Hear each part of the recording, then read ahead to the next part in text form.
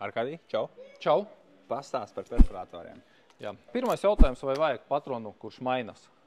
Jo var samainīt uz parastu patronu vai uz SDS. Nākošais jautājums ir, cik kā perforatori atšķirās, cik lielus urbumus grib taisīt. Tur, nezinu, viņš teiks maksimāli 20. Tad mēs atkal varam izvēlēties pēc, perforatori dažādi, pēc dažādiem diametriem. Teiksim, vienam perforatoram tur 21 maksimālais, nākošajam tur 22, mums rokas ir 26. Tas ir, ar ko ieteikts maksimālais biezums. Jo ir jau dažādi perforatori tādi, kuri tiešām tev nemaz nebūs vajadzīgs.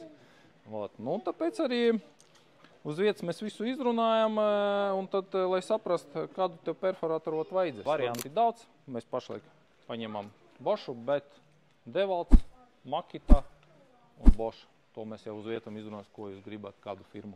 Kas ir vēl galvenais? Tas ir joili. Mums ir dažādi perforatori, un mums tā ir no 2 joiliem līdz maksimālais bimetalliks 5,8 no tiem akumulatorniekiem. Jā, tas ir vajadzīgs, kad ir funkcija perforācijas atdauzīt vai kaut ko tur sienu, kas vajag demontēt.